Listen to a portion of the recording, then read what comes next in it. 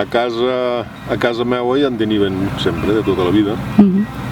I com que no era l'hereu, que era cavaler, doncs vaig tindre que marxar.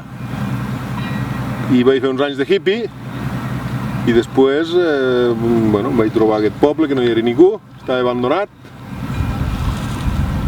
I me'n vaig vindre cap aquí amb uns quants més i vam començar a comprar unes quantes ovelles i anar fent.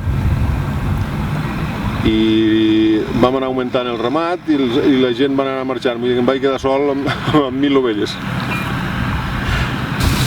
Tot això que he dit estem parlant d'ovelles de carn.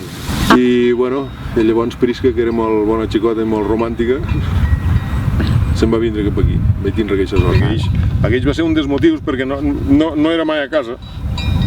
A l'estiu cap a la muntanya i a l'hivern cap a Trem, i a darrere les ovelles i a casa mai. Vull dir, la Prisca criava la canalla i jo no me n'entrava fins a la nit, que quan arribava ja dormiven. I era una pena. I després va anar millor, vaig tindre més temps. Com que no era fent mai ni vacances, ni dissabtes i diumenges, això, vull dir, no sabeu el que era, doncs ella sí que ho sabia. I que això hem de canviar d'una manera o altra, hem de fer vacances i ho vam provar i també em va agradar de fer vacances alguna estona. I llavors amb el sistema aquell és que era molt sacrificat, quedaven molt pocs diners i ella va ser la promotora més aviat. A mi em costava molt de pensar que érem de munyir cada dia, al matí i a la tarda. Però li vam anar donant toms i tal, i ens vam animar i ens vam embolicar. I llavors estàvem més lligats que antes encara. Érem de munyir cada dia, però llavors vam pensar que fent un volum determinat podíem tenir gent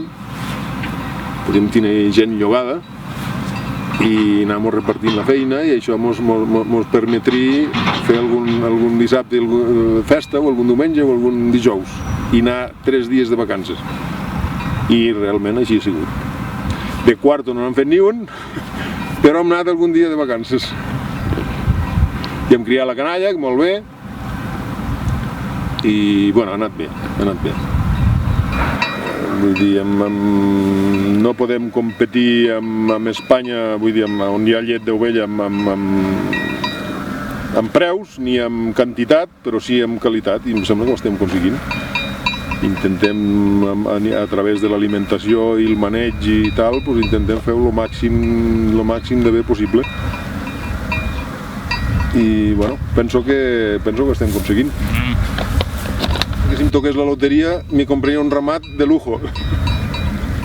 Ara no, ara si em toqués la loteria, no sé, em sembla que no em compraria cap ramat. Però estic content, sí.